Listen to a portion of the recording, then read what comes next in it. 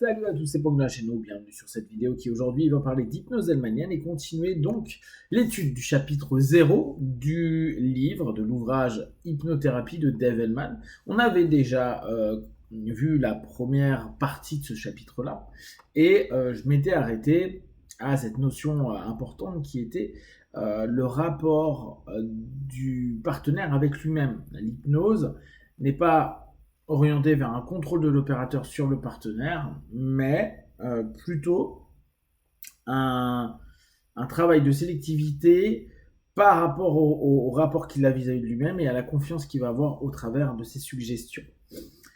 Cette notion de sélectivité est intéressante parce que c'est un des points clés du boulot de Dave Hellman, c'est dire, dans la transe, on va avoir un processus sélectif des suggestions qui vont arriver. Et c'est de là où va y avoir constamment un contrôle des facultés et autres. C'est juste rendre plus possible, en dépassant la faculté critique, le facteur critique, l'impact de la suggestion qui a été acceptée. En gros, vu qu'on accepte les potentiels et la réussite potentielle de la suggestion, le facteur critique diminue et on sélectionne les suggestions qui nous semblent bonnes, juste positives à ce moment-là pour grandir, avancer, évoluer. Et ce qui permet, dès lors, dès qu'il y a cette baisse ou ce contournement du facteur critique, de se dire, la suggestion qui me dit que j'ai une analgésie ou une anesthésie, fonctionne. De même, la notion régressive, où il donne justement dans un des paragraphes cette idée-là, à dire, on peut rapidement permettre à quelqu'un de retourner dans une remémoration totale de l'âge de 3 ans. Et il dit, c'est pas simplement dans une notion de souvenir, mais de reviviscence. Donc de revivre la notion psycho-émotionnelle de ce moment-là. Et ça, on le voit assez souvent dans le principe régressif de l'hypnose. On sait bien que dans les courants liés à l'hypnose hellmanienne, si on prend Gilboyne, si on reprend notamment Kalbanian et Jerry Kine, on a quasiment tout le temps ce principe de régression à la cause qui est hyper présent et donc avec cette idée de reviviscence. Pour dire autrement, en hypnose, le corps et l'esprit sont pareillement influençables, fonctionnant dans un ensemble harmonieux. Bon, c'est important à prendre en compte.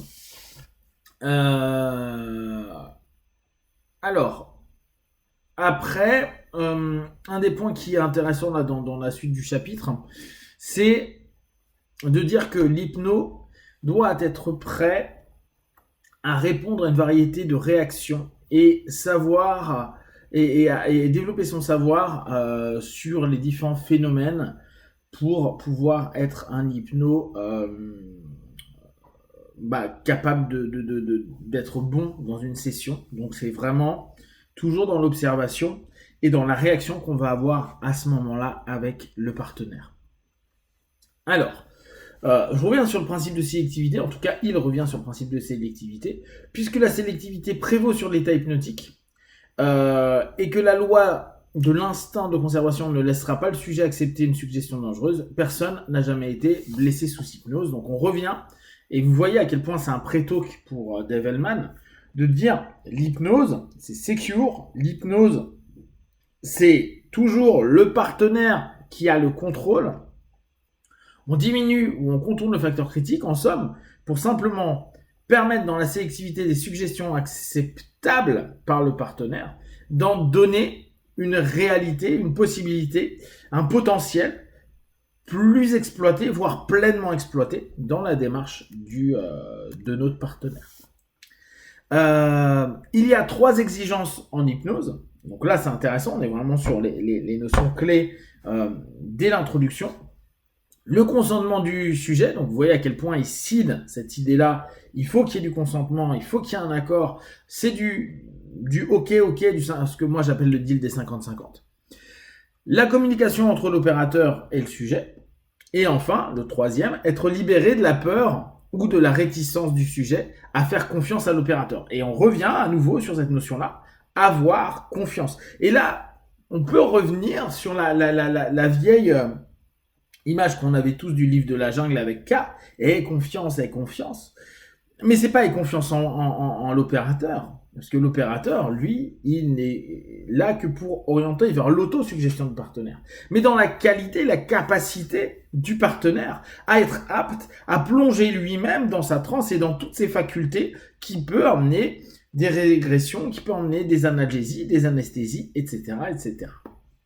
Donc, on est vraiment sur 3 points clés: consentement du sujet, communication et être libéré de la peur. D'où, dans le pré-talk typique hellmanien, cette volonté première de lever les peurs. Si on ne lève pas les peurs du partenaire, eh ben, on va pas lui permettre d'aller en transe. Il n'y a pas de partenaire impossible à hypnotiser, c'est ce qu'il dit dans la suite du paragraphe.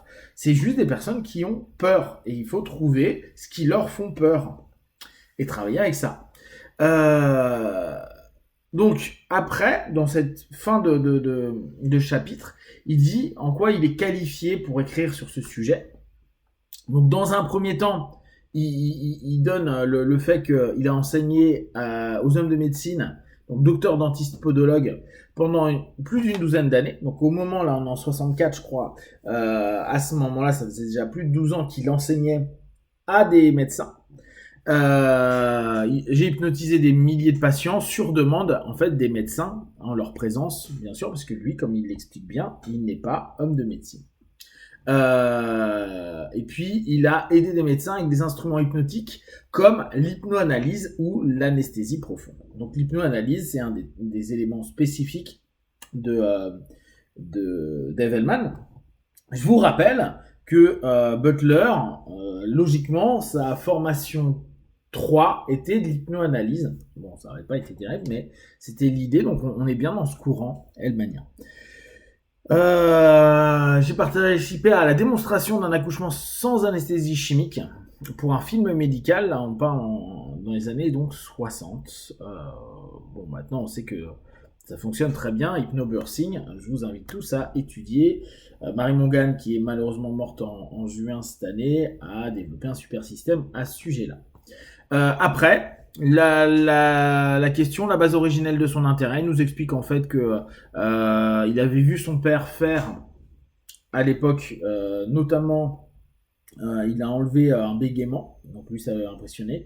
En 1908, il a vu son père qui était atteint d'un cancer et qui avait des douleurs incroyables s'apaiser d'un point de vue de la douleur grâce à un de ses amis hypno, un grand hypnotisme. Donc ça, ça a été le cœur de son boulot, c'est-à-dire montrer qu'on peut apaiser la douleur. Après, il nous explique un petit peu ce que lui, il a testé à l'époque. Il dit notamment, je testais la fixation du regard et que regarder une lumière pendant 1 heure, bah, c'est plutôt ennuyeux, voilà. Ça, c'était pas vraiment... Bon, ça, c'est des éléments du chapitre, mais c'est plus des moments de vie. Un des éléments intéressants, c'était suite à cette notion de la fixation du regard, ce qu'il a pu observer, c'est qu'à un moment donné, vous allez beaucoup voir en hellmanien, les gens commençaient à avoir les doigts très hauts et dire à la personne de suivre pour fermer les yeux. Et en fait, ça vient du tout début de son travail où, à la place de faire de la fixation, il avait demandé à une personne de lui expliquer pourquoi il fallait fixer, et c'était la fatigue du regard, la fameuse fatigue oculaire qu'on retrouve en hypnose, et la personne qui lui avait expliqué lui avait simplement fait fixer très haut les yeux et puis fermer petit à petit jusqu'à arriver au menton, et il s'était rendu compte en fait que ça fatiguait les yeux et donc que ça permettait de rentrer plus facilement en transe.